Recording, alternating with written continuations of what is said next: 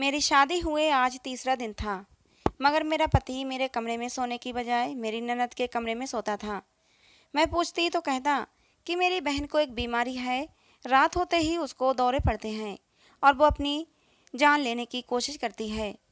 एक रात अचानक मैं अपनी ननद के कमरे में गई तो मेरे पैरों तले से ज़मीन निकल गई, क्योंकि वो तो मेरी ननद के साथ आज मेरी शादी थी और हर लड़की की तरह मेरे दिल में भी हजारों अरमान थे। और मैं बस यही चाहती थी कि मेरा पति बहुत प्यार और मोहब्बत करने वाला हो और बहुत ही ज़्यादा इज्जत करने वाला हो। पार्लर में जब मैं दुल्हन बनकर तैयार हुई थी और ख़ुद को शीशे में देखा तो खुद को पहचान नहीं पाई थी। दिल से बेसाख्ता दुआ निकली थी कि काश मेरा पति मुझे पसंद करे और मुझे पूरी ज़िंदगी इज्जत, सम्मान और मोहब्बत के साथ रखे। पार्लर वाली ने जब मुझे तैयार कर दिया तो कहा, आज तो तुम बहुत ही खूबसूरत लग रही हो। तुम्हारा पति तुम्हें देखते ही अपने होश खो देगा, तुम्हारा दीवाना हो जाएगा। और ये सुनकर मैं शर्मा गई। मैं पार्लर से अपनी सहेलियों के साथ मैरिज हॉल की तरफ जा रही थी जब गाड़ी सिग्नल पर रुकी। मैंने टाइम पास के लिए इधर उधर देखना शुरू किया। एक दृश्य देखकर मुझे बहुत ज़्यादा हैरत हुई। हमारे साथ जो गाड़ी थी उसमें एक लड़का और एक लड़की बैठे हुए थे। हैरानी वाली बात ये नहीं थी, बल्कि ये थी कि वो लड़की तो मेरी ननद थी।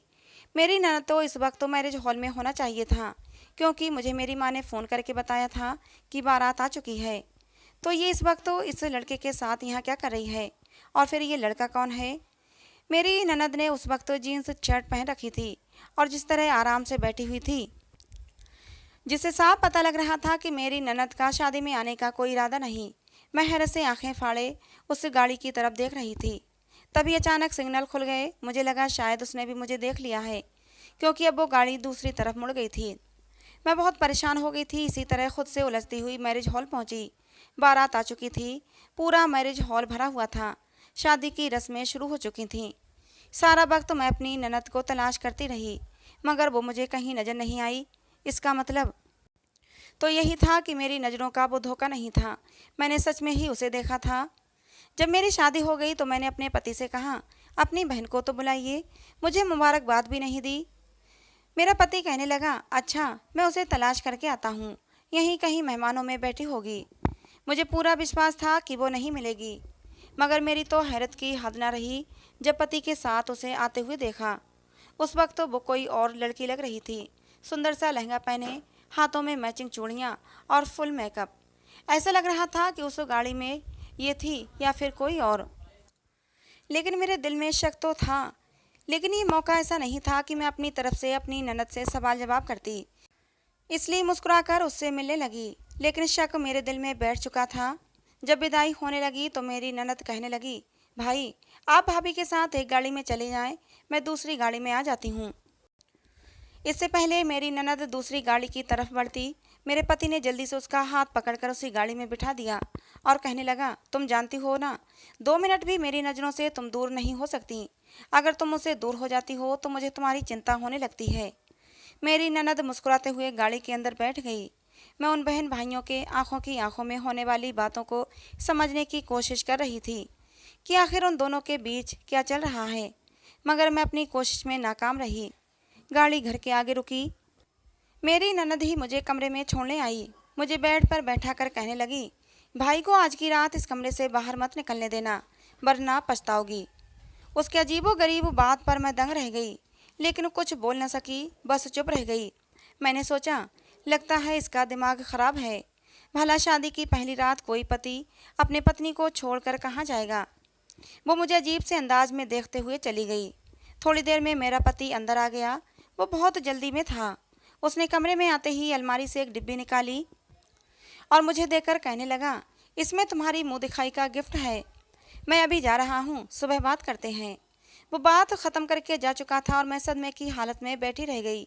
ये सब आनन फानन हुआ था और मुझे कुछ कहने का मौका भी नहीं मिला था। मुझे अचानक ही अपनी ननद की बातें याद आईं। उसने कहा था कि अपने पति को अपने पास रखना, कहीं बाहर मत जाने देना। तो इसका मतलब तो यही था कि उसे मालूम था कि आज की रात भी मेरा पति बाहर जाने वाला है, वो मेरे साथ रात नहीं गुजारेगा। ये सब सवाल मेरे दिमाग में आते चले गए और ये सब सवाल मेरे दिमाग में शक भी पैदा कर रहे थे। मेरे साथ कुछ गलत तो नहीं होने वाला। मैं इस परिवार को अभी ठीक से जानती तक भी नहीं थी, ननद से भी बस 2-4 मुलाकातें ही हुई थीं और मैं उसको अभी तक समझ नहीं पाई थी। दूसरी तरफ मेरा पति राजन था, उसे तो मेरे पास बैठना चाहिए था। आज तो हमारी सुहागरात थी, मुझसे प्यार मोहब्बत की बातें करता, जबकि वो तो मुझे छोड़कर न जाने कहाँ जा चुका था। ये शादी एक रिश्ते कराने वाली मेरी दूर की मौसी ने कराई थी। मेरी माँ चाहती थी कि मेरी शादी किसी ऐसी जगह पर हो जहाँ ससुराल वालों का झंझट ना हो। जानने वाले में तो मेरे जोड़ का रिश्ता था नहीं, और आसपास से जो लोग रिश्ते के सिलसिले में आते थे उन्हें मेरी माँ खुद मना कर देती थी। कहती, मैं अपनी बेटी की शादी ऐसे ख़ानदान में करूँगी जहाँ लड़का अकेला हो, ताकि मेरी बेटी राज कर सके। मेरी माँ ने खुद 20 साल तक जॉइंट फैमिली में गुजारे थे। वहाँ रोज़ लड़ाइयाँ होती। मेरी दादी, मेरी ताई, मेरी चाची ने मेरी माँ का जीना दूभर कर दिया था। हम जितने साल उस घर में रहे, हमें दिमागी आराम नहीं मिल सका था। कभी बुआ पहुँच जाती तो कभी चाची या फिर ताई जी। जरा जरा सी बात पर घर में हंगामा मच जाता। इससे बचने के लिए ही मेरी माँ ने मेरे पापा पर जोर डाला कि अलग घर पर रहो। लेकिन मेरे पापा अपनों से अलग होना नहीं चाहते थे। यहाँ तक कि एक दिन उन्होंने खुद उस घर से निकलने का फैसला कर ही लिया। उस दिन मेरी बड़ी बहन के सिलसिले में कुछ लोग आए थे और ये बात चाची और ताई को गवारा नहीं थी। उन्होंने जानबूझकर घर में लड़ाई शुरू कर दी और ऊंची आवाज़ में मेरी बहन पर झूठे इल्ज़ाम लगाने लगीं। वो लोग अच्छे खाते पीते लोग थे और हमारी बहुत ख्वाहिश थी कि दीदी की शादी वहाँ पर हो जाए, मगर उन लोगों ने ये कहकर इनकार कर दिया कि उनको हमारे घर का माहौल पसंद नहीं आया। उस दिन मेरे पापा को एहसास हुआ कि अलग घर लेकर ही रहना ज़्यादा ठीक रहेगा। फिर हम लोग किराए के मकान में शिफ्ट हुए। कुछ समय बाद मेरी दीदी की शादी हुई, मगर वो भी भरे पूरे ख़ानदान में गई थीं। बेचारी हर वक्त अपने ससुराल वालों के रोने रोती रहती और कुड़ती रहती। इसीलिए मेरी माँ ने अब फैसला किया था कि मेरी शादी किसी छोटे परिवार में करेंगी जहाँ लड़का अकेला हो। हालांकि मेरे पापा ने कहा था कि अकेले लड़के पर हम कैसे भरोसा कर सकते हैं। माँ बाप होते हैं, भाई बहन होते हैं, तो लड़का उनकी नज़रों में होता है और उसके बिगड़ने के चांस कम होते हैं। लेकिन अकेला लड़का जल्दी बहक जाता है और गलत कामों में पड़ जाता है। ऐसे ही हम किसी अकेले अनजान लड़के को अपनी लड़की नहीं सौंप सकते। लेकिन मेरी माँ ने तो सोच लिया था, वो सोच लिया था और वो उसे पूरा करना चाहती थी। बहुत मुश्किल से ये रिश्ता मिला था। लड़के की सिर्फ एक ही बहन थी। वो अच्छे खाते पीते लोग थे और माँ को ये रिश्ता बहुत पसंद आया। इसलिए रिश्ते वाली से कहा, जो भी हो मेरी बेटी का वहीं पर रिश्ता पक्का कराओ। नसीब में यही था, इसलिए यहीं शादी हो गई। मैंने अपनी माँ से कहा भी था कि अनजान लोग हैं, इसलिए अच्छी तरह पता करवा लें, मगर मेरी माँ ने कहा कि मैंने सब कुछ पता करवा लिया है, लड़का बहुत ही अच्छा है। अब मैं सोच सोच कर परेशान हो रही थी कि शादी की पहली रात मुझे राजन यूँ छोड़कर कहाँ चला गया। ऐसा तो तभी होता है जब दूसरा किसी गलत काम में पड़ा हुआ हो, यानी कि पति का कहीं दूसरी औरत से चक्कर हो। सारी रात मेरी परेशानी में गुजरी। मैं अपने पति का इंतज़ार करती रही, लेकिन वो नहीं आया। सुबह 5 बजे मैंने सोचा अपनी ननद से जाकर पूछती हूँ, उसे तो ज़रूर पता होगा कि उसका भाई कहाँ है। मैंने अपनी ननद के कमरे के दरवाजे पर दस्तक दी और ये देखकर मेरे चेहरे का रंग उड़ गया कि दरवाज़ा तो मेरे पति राजन ने खोला था। मैं एकदम चौंक गई। वो अपनी बहन के कमरे में क्या कर रहा था? मेरे चेहरे के एक्सप्रेशन एकदम से बदल गए थे। मैं गुस्से में बिना कुछ कहे अपने कमरे में चली आई। उस वक्त मुझे बहुत गुस्सा आ रहा था कि वो अपनी बहन के कमरे में क्यों था। मुझे गलत नहीं सोचना चाहिए था। मैं सारे गलत ख्याल दिल से निकाल देना चाहती थी, लेकिन हालात मेरे दिल में शक पैदा कर रहे थे। राजन मेरे पीछे पीछे चला आया और कहने लगा, मेरी बहन बीमार है, थोड़ी सी दिमागी मरीज भी है, उसे रात में दौरे पड़ते हैं और अक्सर वो खुद को नुकसान पहुंचा देती है। इसलिए मुझे रात को उसके पास रुकना पड़ता है ताकि वो खुद को नुकसान न पहुंचा सके। जब राजन ने ये बात मुझे बताई तो मुझे शर्मिंदगी हुई कि कितना अच्छा, कितना ख्याल करने वाला इंसान है, और मैं उस पर शक कर रही थी। कुछ देर बाद उसकी बहन भी उठ गई। सारा दिन मेरी ननद मेरे साथ साथ रही थी। घर में खूब सारे मेहमान इकट्ठा थे, क्योंकि अभी शादी की कुछ और रस्में बाकी बची थीं। मेरी मुंह दिखाई भी हो रही थी। सारा समय मेरी ननद मेरे साथ ही रही और मेहमानों से हंस हंस कर बातें भी कर रही थी। उसे देखकर हरगिज भी नहीं लगता था कि वो दिमागी मरीज हो सकती है। रात को फिर राजन यही कहकर कमरे से बाहर चला गया कि मुझे अपनी बहन के कमरे में सोना पड़ेगा। वो चला गया और मैं सोचने लगी कि उसे अगर अपनी बहन का ही ख्याल रखना था तो फिर शादी ही क्यों की। ऐसा भला कब तक चलता रहेगा? कब तक रोज रात को वो अपनी बहन के कमरे में जाकर सोया करेगा? मैं 2 दिन की दुल्हन थी, मेरे भी कुछ अरमान थे, लेकिन राजन को तो मेरे अरमानों की कोई परवाह ही नहीं थी। तीसरी रात भी राजन अपनी बहन के कमरे में जाकर सो गया। आज तीसरा दिन था और मैं इस सबसे बुरी तरह तंग आ गई थी। चौथी रात में जब राजन अपनी बहन के कमरे में चला गया तो मुझे उस समय बहुत ज़्यादा गुस्सा आ गया। मैं बेड पर करवटें बदलती रही, लेकिन मुझे नींद नहीं आ रही थी। रात के 1 बजे जाकर मैंने अपनी ननद के कमरे का दरवाज़ा खटखटाया, लेकिन शायद वो दोनों गहरी नींद में सोए हुए थे। उन्होंने दरवाज़ा नहीं खोला। ये सब क्या हो रहा था? दरवाज़ा क्यों नहीं खोल रहे थे? मुझे बहुत गुस्सा आ रहा था। काफ़ी देर दरवाज़ा खटखटाने के बाद मैं अपने कमरे में आ गई। सुबह जब राजन कमरे में आया तो मैं उस पर बरस पड़ी और पूछा, कल रात तुमने दरवाज़ा क्यों नहीं खोला? तो वो मुझे तसल्ली देते हुए कहने लगा कि मैं गहरी नींद में था, इसलिए पता नहीं चल सका। मैंने राजन से कहा कि तुम अपनी बहन से के कमरे में सोते हो तो दरवाज़ा लॉक क्यों होता है? दरवाज़ा खुला रखा करो। मेरे सवाल पर वो बौखला गया और एकदम घबरा भी गया। कहने लगा, तुम्हें बताया तो था कि वो दिमागी मरीज है और उसे दौरे पड़ते हैं, इसलिए उसकी सुरक्षा को ध्यान में रखते हुए मैं कमरे को लॉक कर देता हूँ। लेकिन मैं किसी भी तरह राजन का पीछा छोड़ने को तैयार नहीं थी।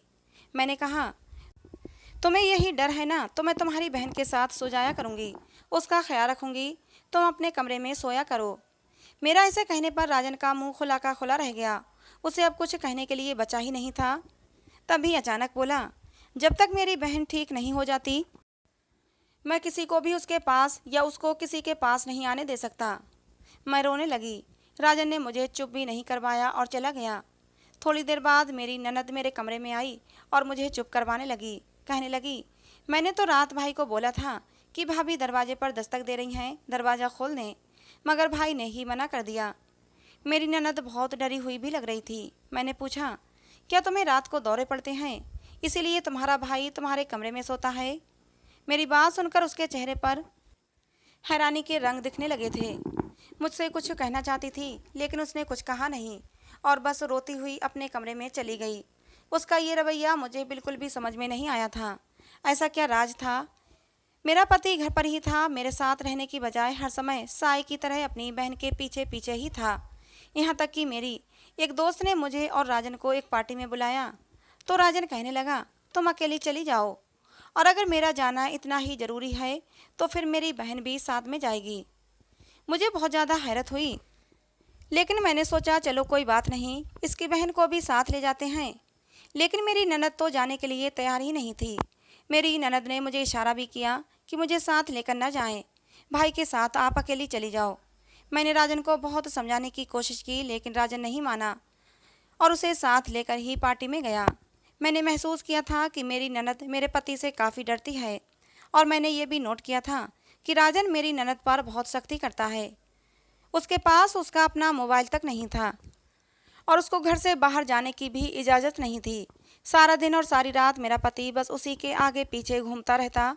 मुझे तो जैसे उस घर में लाकर भूल ही गया था। एक दिन मैंने राजन से कहा कि तुम्हारी बहन को दौरे पड़ते हैं तो चलो उसे किसी डॉक्टर के पास लेकर चलते हैं। राजन कहने लगा, तुम्हें चिंता करने की कोई ज़रूरत नहीं, मैं उसको दवा खिला रहा हूँ, उसका इलाज चल रहा है, वो जल्दी ही ठीक हो जाएगी। उस दिन दोनों बहन भाई कहीं गए हुए थे। मुझे एकदम अपनी ननद के कमरे की तलाशी लेने का ख्याल आया और मैं अपनी ननद के कमरे में चली आई। ना तो वहाँ कोई गोली मिली और ना ही कोई रिपोर्ट मिली। तो मेरा पति मुझसे झूठ क्यों बोल रहा था कि उसका इलाज करवा रहा है? अगर ऐसा होता तो दवा के कुछ पत्ते ज़रूर मिलते जिससे ये बात साबित होती। अब मुझे राजन पर शक होने लगा था। डॉक्टर के पास ले जाने वाली बात भी राजन ने नहीं मानी थी। मैं सोचने लगी, मुझे क्या करना चाहिए। मैंने उसके कमरे की चाबी छुपा ली और कमरे में आ गई। वो दोनों शाम को वापस आए। मेरे पति ने आते ही मुझसे कहा, अब तुम्हारी परेशानी जल्दी ही ख़त्म होने वाली है, बस कुछ ही दिनों की बात है। मेरे ननद के चेहरे को देखकर ऐसा लग रहा था जैसे वो रोती रही है। रात को फिर राजन अपनी बहन के कमरे में चला गया, लेकिन मैंने सोच लिया था कि मैं सारी सच्चाई जानकर रहूँगी। आखिर मेरे पति और मेरी ननद बंद कमरे में क्या करते हैं? चाबी तो मैंने छुपा ही ली थी। मैंने जल्दी से चाबी निकाली। रात का 1:30 बज रहा था। मैं जल्दी से कमरे का लॉक खोलकर अंदर चली आई। सामने का दृश्य देखकर मेरी ऊपर की सांस ऊपर और नीचे की नीचे रह गई। मैंने देखा कि मेरे पति ने मेरी ननद को रस्सियों से बांध रखा है और उसका सर अपने कंधे पर लेकर सो रहा है। मेरी ननद शायद जाग रही थी। मुझे देखकर इशारा करके बाहर जाने को कहा। मैं उसे देखकर दंग रह गई थी।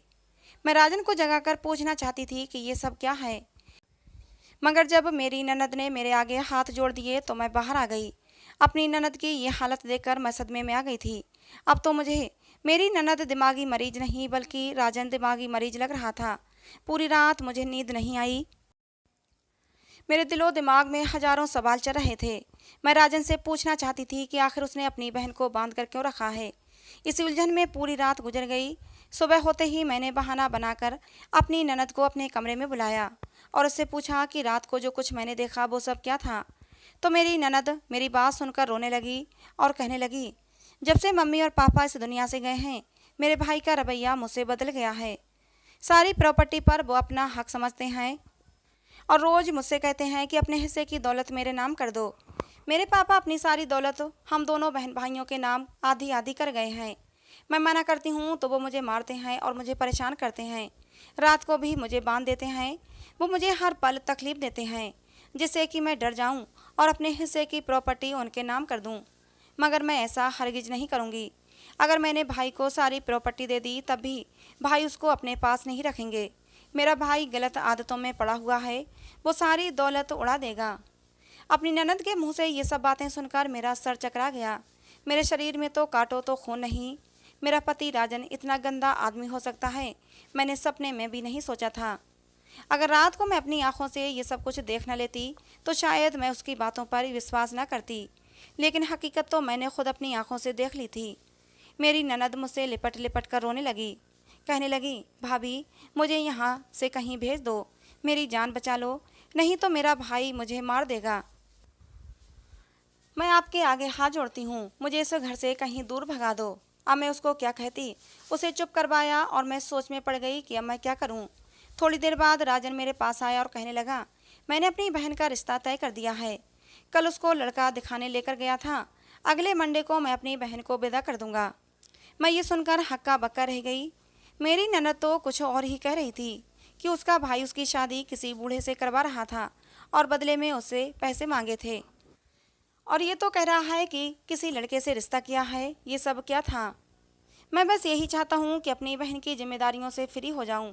मैं अपनी बहन से बहुत प्यार करता हूँ। मम्मी पापा के बाद हम दोनों बहन भाई ही एक दूसरे का सहारा हैं। अपनी बहन की जिम्मेदारियों से फ्री होकर अपने माँ बाप को दिए हुए वादे से फ्री हो जाऊँगा। राजन के मुंह से ये बातें सुनकर मुझे हैरत के झटके लग रहे थे। क्या मेरा पति राजन झूठ बोल रहा था? कितनी सफाई से वो झूठ बोल रहा था कि वो अपनी बहन को बहुत प्यार करता है। मुझे कुछ भी समझ नहीं आ रहा था कौन झूठा है कौन सच्चा। ये दोनों ही बहन भाई बहुत अजीब हैं। मेरे लिए ये फैसला करना मुश्किल था कि कौन सच्चा है और कौन झूठा। राजन ने मुझे उस लड़के की फ़ोटो भी दिखाई थी। लड़का तो देखने में बहुत ही हैंडसम था और उम्र भी ज़्यादा नहीं, 27-28 साल की उम्र थी। जब मैंने यही बात अपनी ननद को बताई तो वो रोते हुए कहने लगी कि भाई झूठ बोल रहे हैं। भाई ने एक 50 साल के बुढ़े से मेरी शादी तय की है। बदले में वो बुढ़ा भाई को ढेर सारे पैसे देगा जिससे भाई अपने बिजनेस को बढ़ाना चाहते हैं। शादी के नाम पर मेरे भाई मुझे बेच रहे हैं। मैं क्या करूं? ये कहकर मेरी ननद सिसक सिसक कर रोने लगी और मुझसे मदद मांगने लगी। मैं अपनी ननद की मदद कैसे करती मुझे कुछ भी समझ में नहीं आ रहा था। और अभी मेरी शादी को टाइम ही कितना हुआ था। मेरी ननद बार बार कह रही थी कि भाभी मुझे इस घर से कहीं भगा दो। मैंने अपनी ननद से कहा, अगर मैं तुम्हें यहाँ से भगा दूँ तो तुम कहाँ जाओगी? वो बोली, अपनी एक दोस्त के घर चली जाऊँगी। वो एक वकील है, मुझे बचा लेगी। मेरे पास तो फ़ोन भी नहीं, वरना उसको अब तक अपनी मदद के लिए बुला चुकी होती। मैंने उसे अपना फ़ोन दिया कि वो अपनी दोस्त से बात कर ले। उसने मेरे सामने ही अपनी दोस्त से बात की, लेकिन उससे ज़्यादा बात नहीं की। बस 2-3 बातें ही की कि मेरी भाभी मुझे घर से किसी न किसी तरह निकाल देंगी और फिर मैं तुम्हारे घर आ जाऊंगी। उसने अपनी सहेली से ये भी कहा कि तुम मेरी मदद ज़रूर करना, मुझे विश्वास है कि तुम मेरा साथ ज़रूर दोगी। अपनी ननद के बहुत ज़्यादा गिड़गिड़ाने पर मैं अपनी ननद की मदद करने के लिए तैयार हो गई थी, लेकिन अंदर ही अंदर मेरा दिल घबरा रहा था। फिर तय ये हुआ कि मैं राजन को नींद की गोलियां दूध में मिलाकर पिला दूंगी। राजन के सोने के बाद किसी बहाने उसे रात को अपनी गाड़ी में छुपाकर उसकी दोस्त के घर पर छोड़ दूंगी। क्योंकि ड्राइवर को भी राजन ने सख्त आदेश दे रखे थे कि मेरी बहन कहीं भी बाहर नहीं जाने पाए। जैसे ही रात के 10 बजे मैंने राजन को सुला दिया, दूध पीते ही आधे घंटे के अंदर ही अंदर राजन सो चुका था। हमारे पास यही एक मौका था। मैंने अपनी ननद से कहा कि तुम जाकर कार की पिछली सीट पर छुप जाओ। मैंने चौकीदार से कहा कि गेट खोलो, मेरी माँ की तबीयत ठीक नहीं है, मुझे अपनी माँ के घर जाना है। चौकीदार ने तुरंत गेट खोल दिया। मैं गाड़ी सड़क पर ले आई। कुछ ही देर में हम एक घर के सामने खड़े थे। मेरी ननद कहने लगी, भाभी आप अब घर चले जाएं, वरना हम फंस जाएंगे। लेकिन मैं उसे पूरी सुरक्षा के साथ घर के अंदर तक छोड़कर आना चाहती थी और उसकी दोस्त से मिलकर उसे कहना चाहती थी कि मेरी ननद का ख्याल रखना। मेरा इरादा यही था कि यहाँ से सीधा अपने घर जाऊंगी और अपने माँ बाप को अपने पति की सारी सच्चाई बताऊंगी। जो अपनी बहन का नहीं था वो मेरा कैसे होता। यही सोचकर मैं गाड़ी से नीचे उतरी थी कि तभी गेट खोलकर एक लड़का बाहर आया। उस लड़के को देखकर मैं एकदम से चौंक गई। ये तो वही लड़का था जिसको मैंने अपनी शादी वाले दिन अपनी ननद के साथ कार में देखा था। जब राजन को मैंने अपनी ननद पर इतनी सख्ती करते देखा था तो ये दिमाग मेरे ख्याल से निकल गया था कि उस दिन गाड़ी में मेरी ननद हो सकती है। मैंने सोचा कि वो कोई और लड़की होगी। मेरी ननद को इतनी आज़ादी कहाँ कि वो किसी लड़के के साथ अकेली गाड़ी में घूम सके। लेकिन आज जब मेरी ननद उस लड़के के पास आई और जब उस लड़के को मैंने देखा तो मैं चौंक गई। वो लड़का यहाँ क्या कर रहा है? मेरी ननद गाड़ी की दूसरी तरफ से निकलकर मुझसे कहने लगी, भाभी ये मेरे दोस्त का भाई है, मैं अंदर जा रही हूँ, आप घर जाएं। लेकिन मुझे कुछ गलत होने का अंदेशा हो रहा था। मैंने एकदम फैसला किया और अपनी ननद से कहा, गाड़ी में बैठो, हम वापस जा रहे हैं। लेकिन मेरे सिर पर आसमान गिर पड़ा जब मेरी ननद ने मेरा हाथ जोर से झटका और भागकर उस लड़के के पास जाकर खड़ी हो गई और कहने लगी, सॉरी भाभी, मगर अब मैं वापस नहीं जा सकती। मैं इस लड़के को पसंद करती हूँ और उसी की खातिर झूठ बोलकर आपको यहाँ लेकर आई हूँ। अभी शायद मेरी ननद कुछ और भी कहती, लेकिन उस लड़के ने मेरी ननद को अपने पीछे किया और मेरी तरफ आते हुए शैतानी हंसी हंसकर बोला, मगर मुझे तो तुम्हारी भाभी पसंद आ गई है, एक के साथ एक फ्री। उस लड़के की बातें सुनकर मैं घबरा गई। मेरी ननद भी एकदम चौंकी थी। वो लड़का उसी शैतानी हंसी के साथ बोला, मैं तो तुम्हारे लिए तड़प रहा था कि कब तुम आओ और कब मेरी प्यास बुझाओ, मगर अब देखो, अब तो तुम्हारे साथ साथ तुम्हारी भाभी भी फंस गई है। इतनी देर में मैं गाड़ी से नीचे उतर आई थी और अपनी ननद का हाथ पकड़कर उसे गाड़ी में बिठाने लगी कि तभी उस लड़के ने मेरा हाथ पकड़ लिया और मुझे घर के अंदर खींचने लगा। मेरी ननद ने गुस्से में आकर उसके मुंह पर एक थप्पड़ मार दिया और कहा, धोखेबाज, तुमने मुझे धोखा दिया। तुम्हारी खातिर मैंने अपने इतने प्यार करने वाले भाई को धोखा दिया। जैसे ही मेरी ननद ने उस लड़के के मुंह पर थप्पड़ मारा तो उस लड़के ने फ़ोन करके 2 और लड़कों को बुला लिया। मुझे उन लोगों के इरादे ख़तरनाक लग रहे थे। मैंने यहाँ आकर बहुत बड़ी गलती कर दी थी।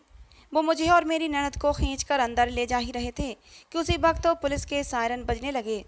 पुलिस के साथ साथ अपने पति को आते देखकर मैंने भगवान का धन्यवाद किया और मेरी जान में जान आ गई थी। पुलिस तुरंत उन लड़कों को पकड़ कर ले गई। मैं हैरान थी कि मेरे पति राजन को तो मैंने नींद की गोलियां दे दी थीं, फिर वो वहाँ कैसे आए। राजन कहने लगा, मेरी बहन की महीनों पहले इस लड़के से मुलाकात हुई थी और वो इसके प्यार के जाल में फंस गई। जब मुझे पता चला तो मैंने इस लड़के के बारे में सारी जानकारी लेनी शुरू कर दी। अगर ये लड़का ठीक होता तो मैं अपनी बहन की शादी खुशी खुशी इस लड़के के साथ कर देता। लेकिन मुझे पता चला कि ये लड़का धोखेबाज है और कैरेक्टर का गिरा हुआ आदमी है।